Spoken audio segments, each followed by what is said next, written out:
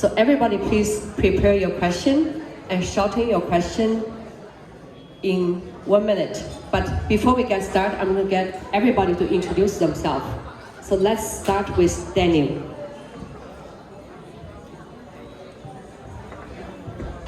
Thank you, everybody. I'm Daniel Lurie. Louis, thank you for bringing such a great crowd together. I want to thank everybody from coming from San Francisco and the South Bay, Los Angeles, for dinner tonight. I really appreciate it. I love San Francisco. I love it. I was born in San Francisco. I was raised in San Francisco. My wife and I, we have 2 young children, a 12-year-old daughter, a 9-year-old son.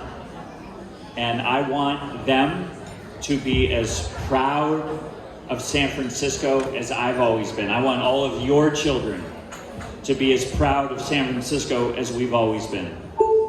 But now, when you travel to New York, or you travel to Hong Kong, or Beijing, or Shanghai, and you say, I'm living in San Francisco, people go, are you okay? Are you safe? And we have taken such a hit reputationally that tourists from all over the world now think, should I come to San Francisco on this trip? And we have to change that. And I believe that starts with our API and our Chinese community. I think as Chinatown goes, as the Sunset goes, as the Richmond goes, San Francisco goes. If we can turn around these neighborhoods, we can turn around San Francisco, and we can turn around the Bay Area. I have had a long career in serving community. I am someone that believes in service. And I believe as your next mayor, I'm going to have City Hall be a place that is in service to the people, that is in service to the small businesses. Instead of, is right now, I believe all of us, the taxpayers, the citizens of San Francisco, I think the politicians think we're there to serve them. No more. When I'm mayor, we are going to be in the service business to you. We are going to help small businesses. We are going to fully staff and fund the police department. We will not defund the police department. We will clean our streets so that they look like they did during APEC and Dreamforce. So our streets will be cleaned 365 days a year, not 3 or 4 days a year. Because it is only when people feel safe, when our streets are clean, when our small businesses are thriving, that we can bring back the tourists and the conventions and turn our city into the greatest city in the world again. Thank you so much, Daniel. Thank you. Yes, Daniel just stated why he's running for the mayor. So a little bit about him. Daniel Lurie is a founder of Tipping Point Community. He's a candidate of San Francisco mayor for next year. He was born and raised in San Francisco, and in 2005, he helped creating Tipping Point Community. So under his direction as a CEO, Tipping Point raised over 500 million to house, employ, education, and support hundreds of thousands of Bay Area families. In 2013, former Mayor Ed Lee selected Daniel to lead the San Francisco Bay Area Super Bowl 50 host committee, an effort that brought over 240 million to the region. That's a little bit about Daniel. So I'm gonna give the microphone to the lady next to me. So everybody in 1 minute, introduce yourself, please. Thank you. Hi, good evening. Thank you all for being here tonight. My name is Leanna, Louie, and I've been in San Francisco for 44 years. Resident here, grew up in San Francisco, and I joined the Army when I was 18 and served in the Army for 11 years. Maybe too close to the speaker. I served in the U.S. Army for 11 years, and then served in the Sacramento Fire Department for 10 years, and moved back to San Francisco,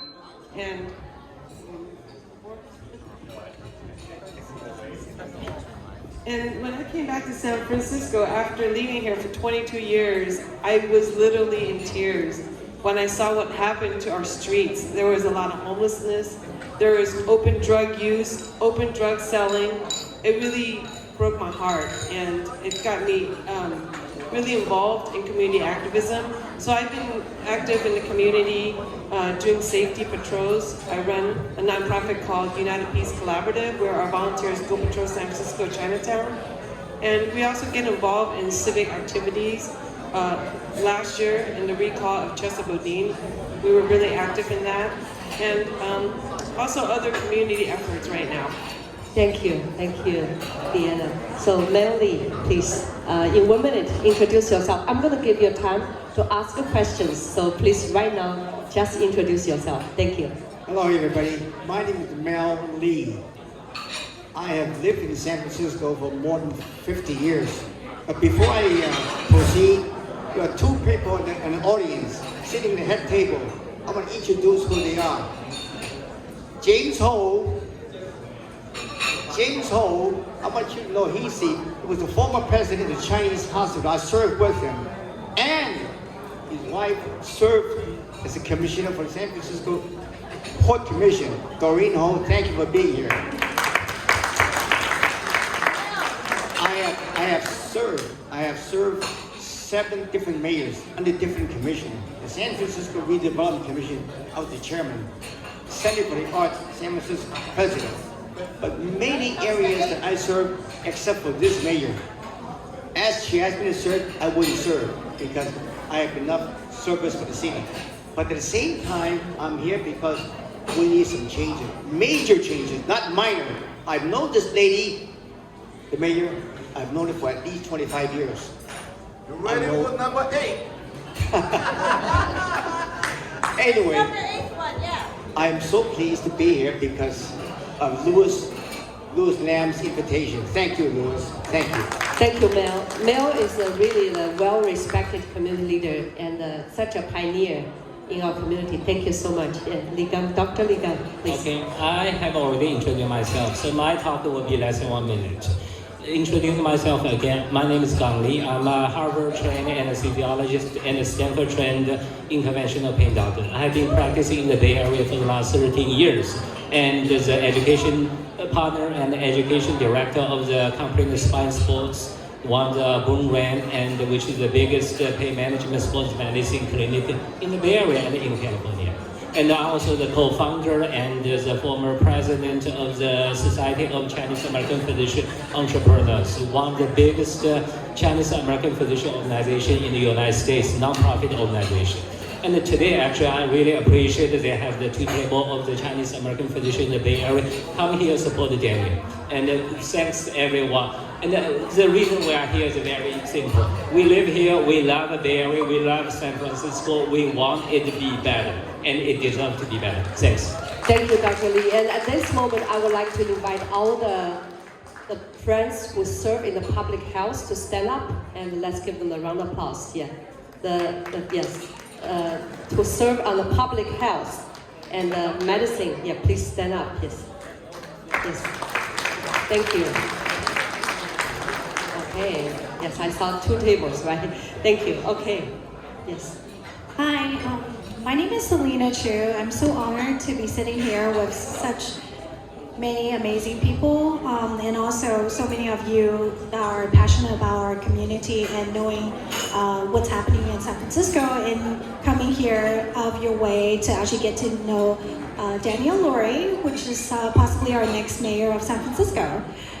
So for me, I don't have an impressive resume. I'm just a mom, and a lot of people refer me as a community advocate, so I'm kind of getting used to that title at this moment. My passion started actually when I was young.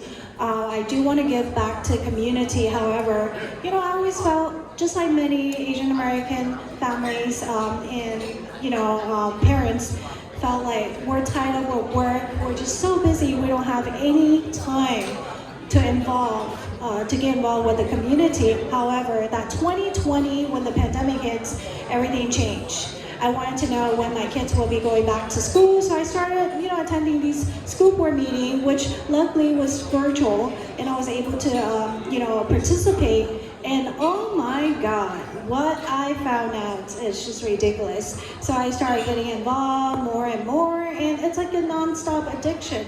You get addicted to community work, and I hope all of you actually, if you haven't tried it, try it. It's a healthy habit. So, it's great. And if you need to know, how things go, like how to put a rally together, ask me, because I asked Google back in 2020, and I held many rallies to advocate families, parents to fight for rights, and also several other things for, the 4 recalls in San Francisco, which we want. So that's what I usually do, but most of the time I'm just a mom of 2 SFUSD kids, and I do have questions for you, Daniel, later on. Let's introduce that, and then later on I'm going to give you the So opportunity you're to going ask to get some questions. questions about education later, okay? Thank you. And hello, good evening, everyone. I'm Jerry Lee from Stanford, and it's been I've been here just only 1 year at San Francisco, so it's very brand new experience at this city, and I think this city is so alive. So now I'm the president of the Stanford Education Practitioners and Innovators of China. So I also built many like Stanford China Education Forum to connect like the United States and China's education to meet them up.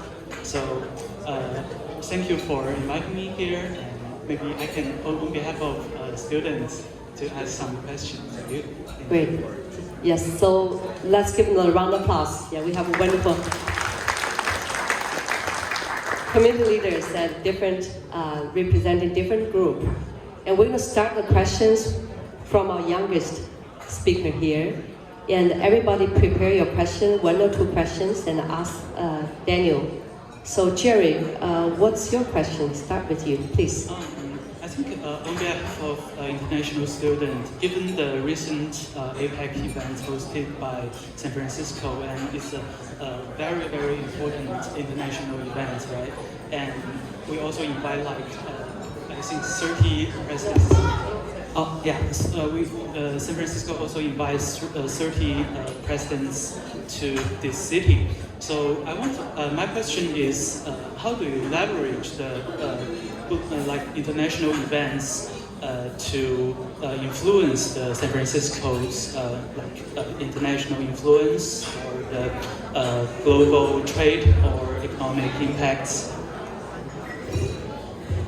It's a great question. APEC.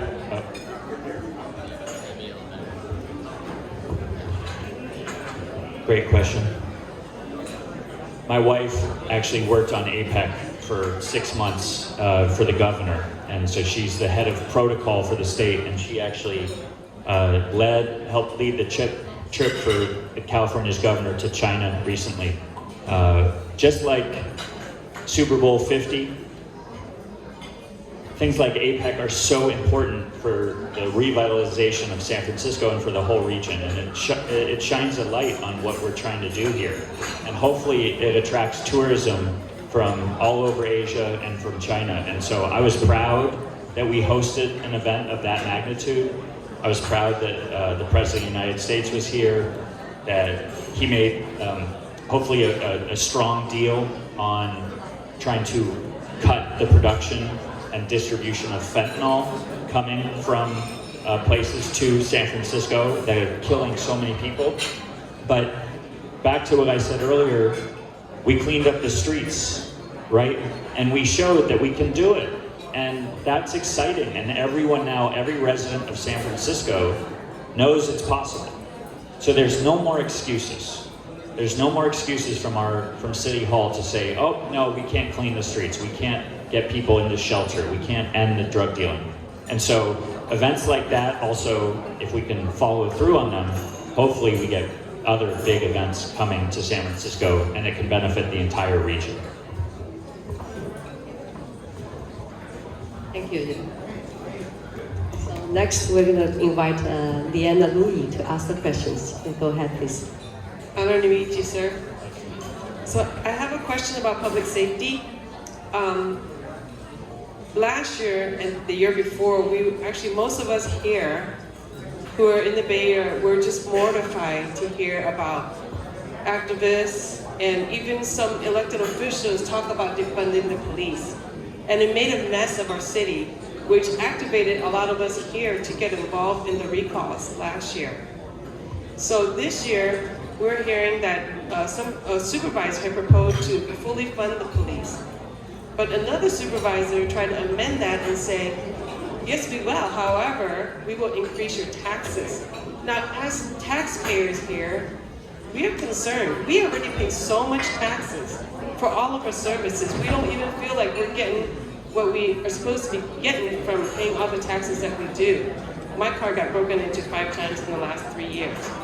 So I just want to hear from you what your thoughts are about increasing taxes so that we could fully fund the police. Is there any way you could balance the budget instead of adding more taxes to us? And when it comes to your table, what are you going to do if it's voted and the supervisors pass that? What will you do about it?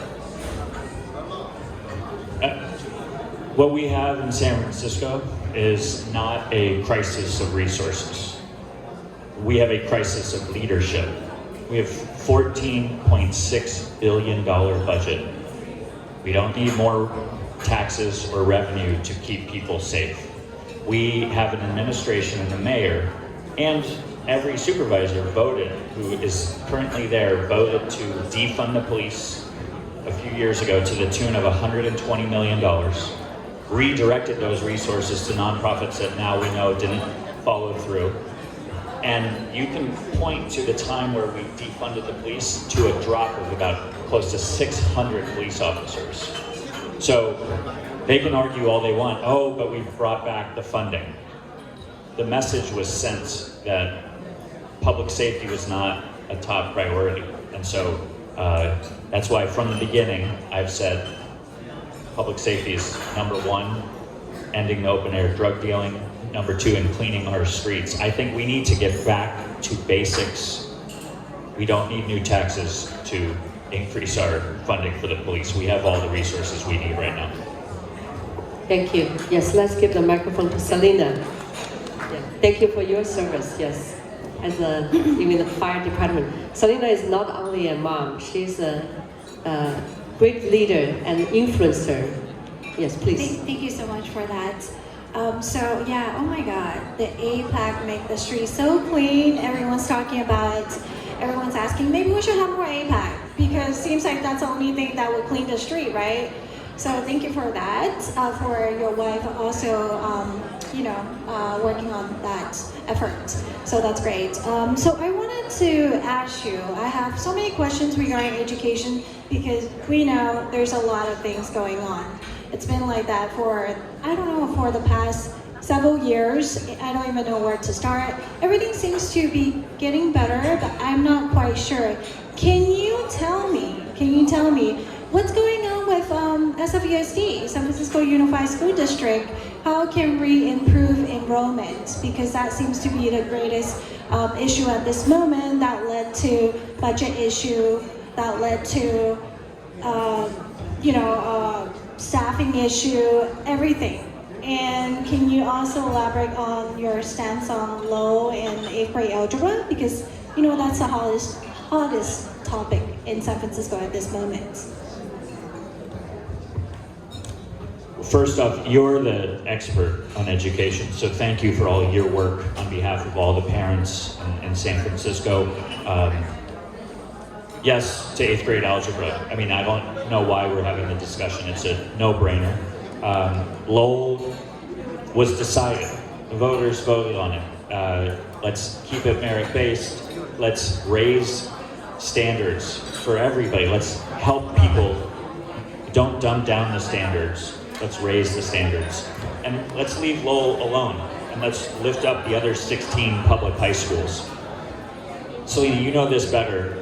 than I do. We have an elected public school board who many of them are looking for their next job. They're not focused on the kids or the teachers or improving our education system. They're thinking, how can I become supervisor or assembly person? And so that's a real dilemma for our city. The mayor position, it's about a $1.3 billion school board budget or Board of Education budget. About 200 million comes from the city government. And so you have a little lever there as mayor and as at City Hall, and you have the bully pulpit. And I think as mayor, you will hear me talking about improving the quality of education, trying to raise standards, raise test scores, focus more funding, not at the district office, but on our classrooms, and helping raise teacher pay and raising the education standards for our kids, because we lose our focus. It's not on where it should be. It's on politics usually, and you were at the tip of the spear on fighting back against that. And I'm hoping they've gotten the message, but we got to keep fighting and keeping them in check and focused on our kids, not on what their next job is. Thank you, Daniel. Yes, please pass the microphone to Dr. Li Gang. And thank you for your great service, especially during the pandemic, and all the doctors and nurses who fight on the front line for public health. Yes, please. I think I already asked lots of questions in private with Daniel, and I'm just going to ask two questions. One is actually asked by one of our doctors who has donated to your campaign, but she could not come. She's a family doctor from Kaiser. So her question is, it's not has nothing to do related to medicine. She was asking, what you are going to do first day when you were elected the mayor of San Francisco. I know you already touched about the things you have, but I would like she and lots of our doctor friends love to hear what you are going to do right away once you get elected. Well, I think this gentleman to the left said it. We need big changes. So on day one, you are going to see me walk in with a team of about 10 people that will be there to make big changes, and a turnaround team. During the transition, I will be interviewing every department head and to see whether or not they will be serving in the next administration. There will be accountability at the department head level. We will put metrics in place on day one where we are sitting down with the nonprofits that take down, in one area, there are about 500 nonprofits that take down $1.3 billion in taxpayer money on housing and homelessness issues. So we are going to implement metrics, audits, and accountability on all of those groups and on the department heads. And the little low-hanging fruit is the off-ramps. When people come into our city, they're going to see, after a few months, they're going to see beautiful streets that are clean, because you get off 6th Street, you get off 9th Street, and your first impression of San Francisco is, oh my God, where did I get off? We need people to go, oh, this is beautiful in San Francisco. So we're going to do some very quick improvements on our off-ramps when people are coming into our city. But it's going to be about getting accountability in place at the department heads and at the nonprofits that we fund. What's your second question, Dr. Li? Thank you. Second question is actually medicine related. We are talking about the mental health. If we're talking about the problem with the homeless, actually for the San Francisco, the drug addict, and the homeless mainly is lots of them have the mental issues. For the people, if they just because some unfortunate event, they just did not have a job, those hardworking, they will move on. They will, yes, we still have the basic welfare system, supporting system, bring them up. But most of the people on the street, on the drugs, are the people with a significant mental health. And you have been involved in the tipping point community, involved this. What is your take on the mental health issue in the homeless and how you are going to address it? It's a difficult issue. I don't expect that you are going to change it completely, but what you are going to do for some basic idea. We need to have enough beds, mental health beds. We need drug treatment beds. We need people that are doing drugs on the street. They need to have a choice. They either can go into treatment or they have to spend some time in jail. They need a choice. And right now, there's no option for treatment. We have an administration and a mayor talking tough now, but there's no beds. There's no place for people to go to get mental health help or support. Many are turned away at our mental health clinics. We are spending $700 million a year on harm reduction and recovery, and about $690 million is spent on harm reduction, and about 10 to 20 million on recovery. We need to even that out at very least. I believe in harm reduction, but not to the point where there's no place for people to get well and to get into drug treatment or into mental health treatment. And so I will prioritize standing up enough mental health and drug treatment beds. Okay, thank you. Yeah, thank you so much. And we're going to give Mr. Mel Lee, the last one, to ask the question. Mel is, have the wisdom and the experience in the political and business field. So you are the last one to ask questions. Thank you, Madam Master Ceremony. There's so many issues to be tackled. Homeless is almost impossible. Fentanyl issues, safety issues, heartbreaking issues. But there's one area we have not touched. The administration of the department heads, let me tell you, people are fed up trying to develop properties, getting permits out.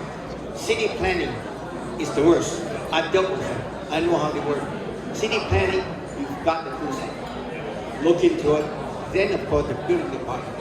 Other areas, exactly DBI, these are the areas that is not easy. It's very tough. You have a commission in each one of them.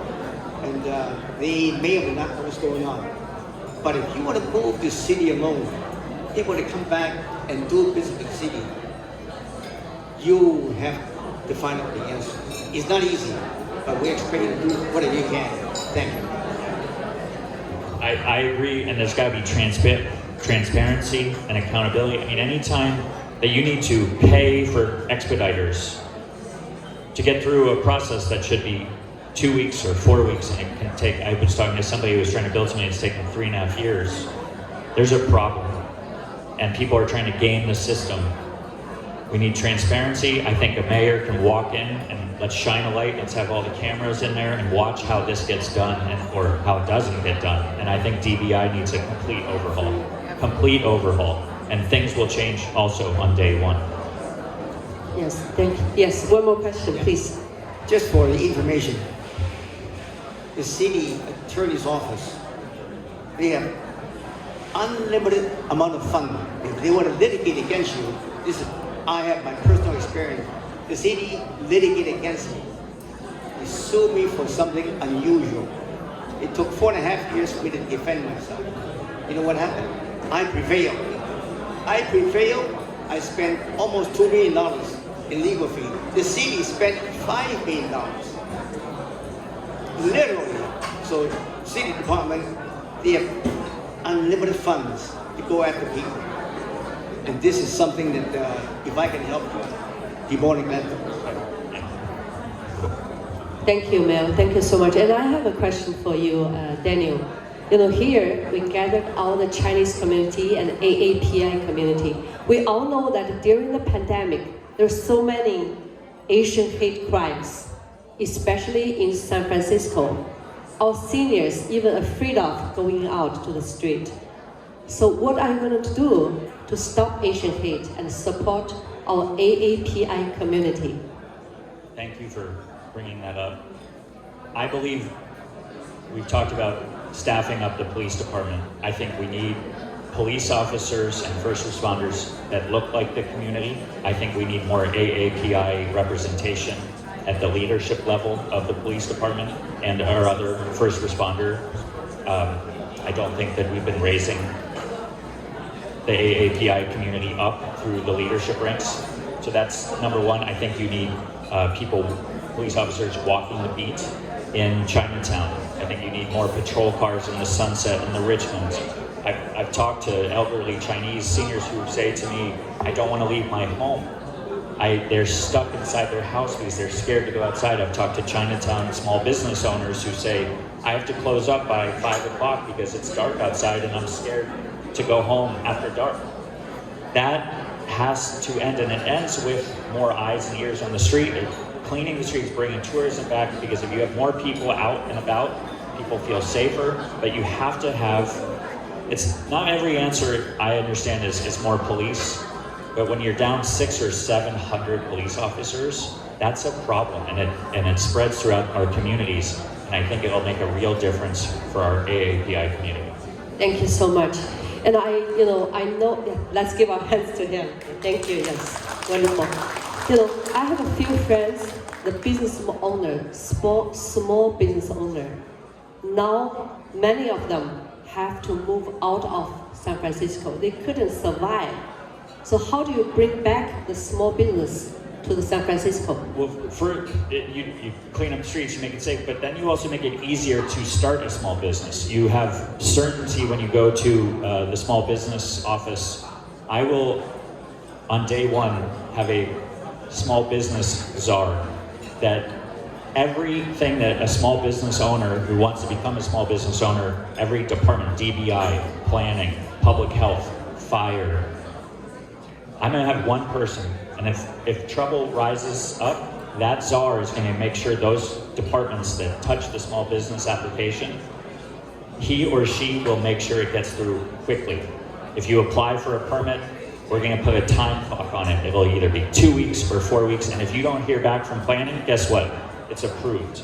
None of this, oh, we'll get back to you in 2 weeks or 4 weeks, and then 3 months later, you're still waiting and you don't know where the paperwork went. So those stories will not happen under my watch, because my small business owner will be responsible for expediting and making sure it gets done. And if it's not, then the department heads are gonna be called to account. And if they can't get the job done, I'm gonna go find somebody that can get the job done.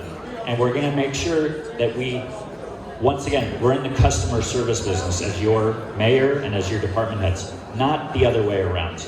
I will be every day thinking, how can we serve small businesses and the citizens of San Francisco, not the other way around, which has gone on for decades now, and it will end on day one of my administration.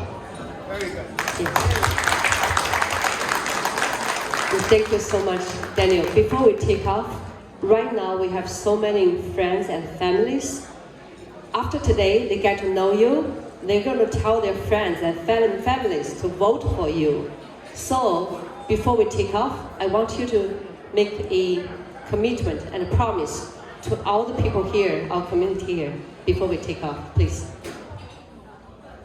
Leadership, I have it.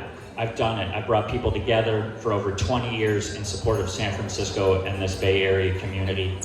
I'm going to hold people accountable for results, because you all deserve the results. The taxpayers deserve better. I'm running because I am not satisfied. I'm unhappy with the direction of our city. We all deserve better. I love this city, and we are going to turn it around, and it's going to take all of us. And you can count on me, and I want you to vote for Daniel Lurie and tell everyone about me. Go to daniellurie.com, and thank you very much for having me tonight. And Louis, thank you very much.